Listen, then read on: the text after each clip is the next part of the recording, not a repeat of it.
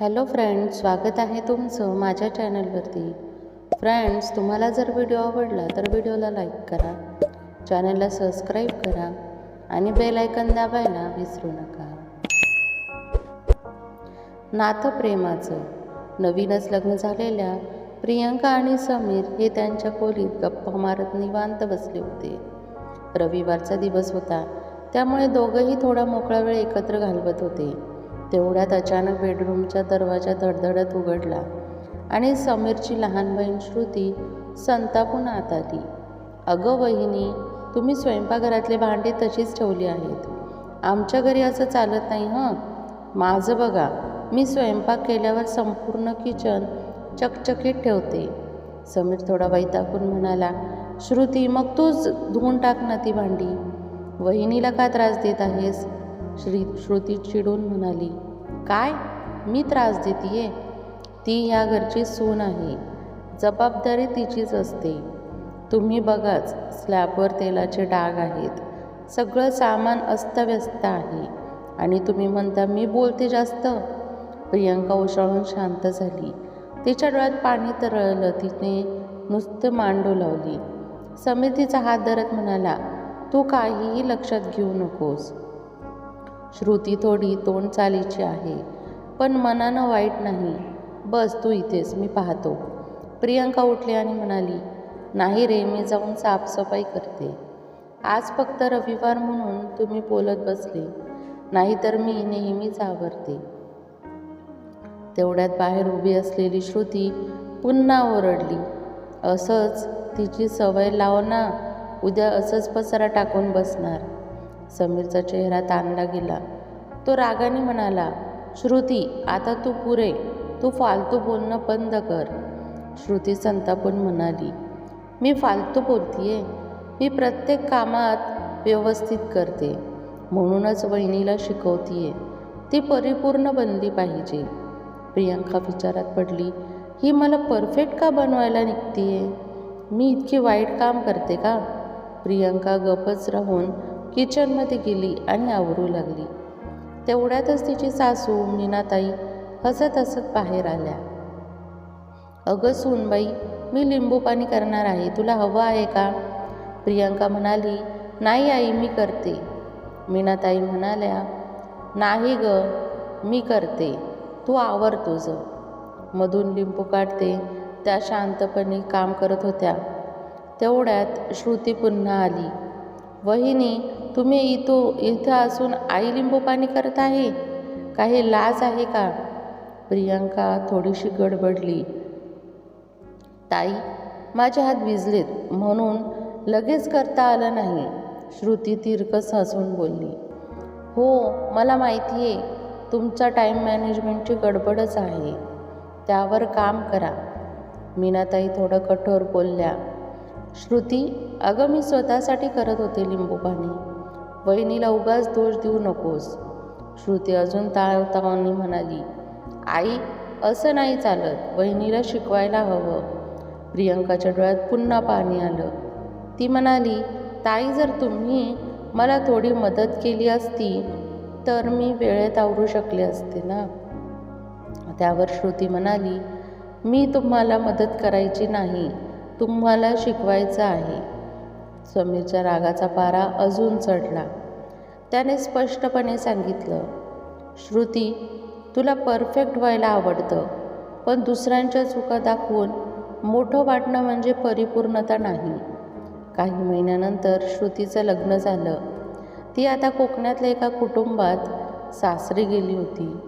एका रविवारी तिच्या सासूबाईंनी तिला पोहे बनवायला सांगितले. श्रुतीने एकदम काजू, डाळ्या, किसलेला नारळ घालून पोहे बनवले. सासूबाई तोंड वाकडं करत म्हणाल्या, हे काय ग, आम्हाला सिंपल पोहे आवडतात, ज्यात साखर असते, इतकं काय सजवलंस? श्रुती एकदम बावरली. तिला वाटलं होतं सगळे तिचं कौतुक करतील, पण अपेक्षेपेक्षाही उलट घडलं. ती पहिल्यांदाच समजवली, प्रत्येकाच्या घरी नियम वेगळे असतात आणि परफेक्ट असं काहीच नसतं. काही दिवसांनी ती माहेरी आली.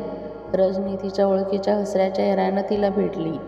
श्रुती ओशाळली. तिनं तिच्या हातात हात घेऊन म्हणाली, माफ कर वहिनी, मी खूप त्रास दिला तुम्हाला. तुम्ही काहीच चुकीचं केलं नव्हतं. मीच खूप परफेक्शनच्या मागे लागले होते. प्रियंका हसून म्हणाली, हरकत नाही ताई, प्रत्येकाला शिकायला वेळ लागतो, पण जेव्हा शिकतो तेव्हा आपोआप माणूस चांगला होतो. त्या दोघींच्या डोळ्यात ओल आली. एक नातं नव्याने उमलत होतं, समजुतीचं, प्रेमाचं आणि स्वीकारायचं. श्रुतीचा चेहरा अपराधी वाटत होता. तिच्या डोळ्यात प्रांजळ पश्चाताप होता. प्रियंकाने तिचा हात हलकेच दाबला. त्या दोघींमध्ये न बोलताही बरंच काही बोलून गेलं होतं. त्या दिवशी संध्याकाळी घरात एक सोहळ्यासाठी तयारी सुरू होती. मीनाताईंच्या वाढदिवसाचा कार्यक्रम छोट्याशा स्वरूपात साजरा करायचा होता. समीरने केक आणला होता. प्रियंकाने मीनाताईंसाठी त्यांची आवडती वरण, भात, भजी आणि गाजर हलवा केला होता. श्रुतीनेही आवर्जून मदतीची तयारी दाखवली. वहिनी, मी गाजर किसते, तुम्ही फक्त साखर आणि दूध सांभाळा. श्रुती म्हणाली. प्रियंका थोडी आश्चर्यचकितच झाली, पण मनात आनंदही झाला. हो ग ताई, चला मग एकत्र करूया. त्यांच्या सहकार्यातून जेवण बनलं. घरभर वास पसरला. गोड गोड गप्पा रंगल्या. मीनाताईंच्या चेहऱ्यावर समाधान दिसत होतं. वाढदिवसाचा कार्यक्रम छोटा होता, पण घरात जणू एक सकारात्मक ऊर्जा निर्माण झाली. रात्री जेवणानंतर श्रुती आणि प्रियंका एकत्र बसल्या होत्या. श्रुती म्हणाली, वहिनी, मीनाताईंनी आज पहिल्यांदा माझं कौतुकाने पाहिलं, पण एक गोष्ट मनात राहून जाते. काय? प्रियंका विचारते. माझं लग्न झाल्यावर माझ्या सासूबाई म्हणाले की प्रत्येक घराची एक लय असते आणि तिला समजून घेणं म्हणजेच योग्य ठरणं. मी तुझ्याशी एवढं कठोर का वागले हे आज खरंच उमगतंय. प्रियंका हसून म्हणाली, हेच तर नात्याचं खरं सौंदर्य आहे ताई. वेळ लागतो, पण जेव्हा समजून निर्माण होते तेव्हा प्रेम आपोआप उमलतं.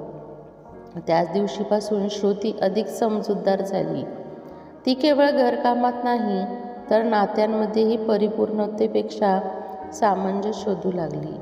काही आठवड्यांनी समीर आणि प्रियंका दोघं डॉक्टरकडे गेले. काही दिवसांपासून प्रियंका थोडी थकलेली वाटत होती. रिपोर्ट आले तेव्हा समीरने हसून प्रियंकाचा हात हातात धरला आणि कानात हळूच कुजबजली, बाळ येणार आपल्या घरी.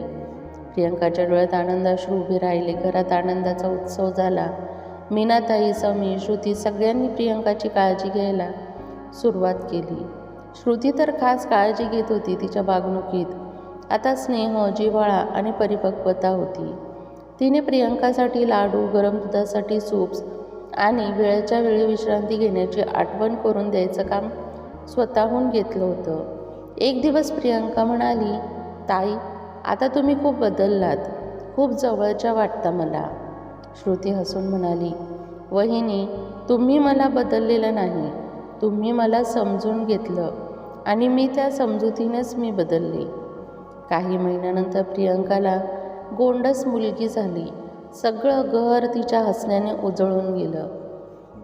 श्रुती तिच्या लहान बहिणीसारखी तिच्याशी खेळायची, झोपवायची, गाणी म्हणायची.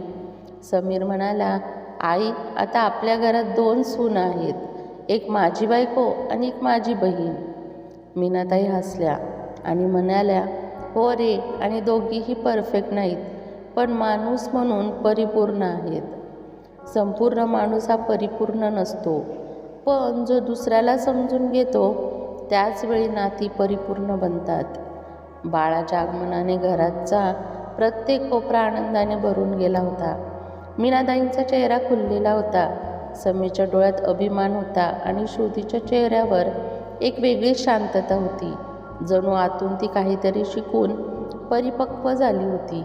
एक दिवस प्रियंका अंगणात झोपी गेलेल्या बाळाला हलकेच जोळत होती. तिच्या शेजारी श्रुती थोड्या वेळासाठी निवांत बसली होती. ती म्हणाली, वहिनी, जेव्हा मी तुझ्यावर चिडत होते तेव्हा मला वाटायचं की सून म्हणजे घर सांभाळणारी संपूर्ण यंत्रणा असावी, पण आत्ता समजलं की सून म्हणजे माणूस असते, भावना असलेली, थकणारी पण तरीही प्रेमाने घर चालवणारी. प्रियंका हलकं असली, ताई तू जशी बदललीस तसं ते घरही जरा जास्त आपुलकीचं झालं. श्रुतीने बाळाच्या कपाळावर एक प्रेमळ चुंबन घेतलं आणि म्हणाली, ही लहानपणी मला दररोज आठवण करून देईल की मी एकेकाळी फार उगाच कठोर होते. मीनाताई त्या दोघींचं बोलणं ऐकत होत्या. त्या जवळ आल्या, दोघींच्या हातात घेत म्हणाल्या, मुलींनो, परफेक्ट ही संकल्पना फक्त पुस्तकातच असते. खरं आयुष्य हे चुका, समज, समजुती आणि प्रेम यांचं मिश्रण असतं. तुम्ही दोघी जशा आहात त्या रूपातच आमच्या घराची खरी ओळख आहात. त्या दिवशी प्रियंका, समीर, श्रुती आणि मीनाताई सगळ्यांनी अंगणात बसून गरम चहा घेत घेत बाळाशी खेळ केला. घरातल्या प्रत्येक हसण्यामागे परिपूर्णतेचा आग्रह नव्हता, तर समजुतीचा, आपुलकीचा आणि प्रेमाचा ओलावा होता. शेवटी एकच गोष्ट स्पष्ट झाली, माणूस परफेक्ट नसतो, पण समजूतदार असला तर नाती परिपूर्ण होतात. फ्रेंड्स, तुम्हाला हा व्हिडिओ कसा वाटला हे कमेंट बॉक्समध्ये नक्की सांगा. व्हिडिओ आवडला असेल तर व्हिडिओला लाईक करा, चॅनलला सबस्क्राईब करा आणि बेल आयकॉन दाबायला विसरू नका.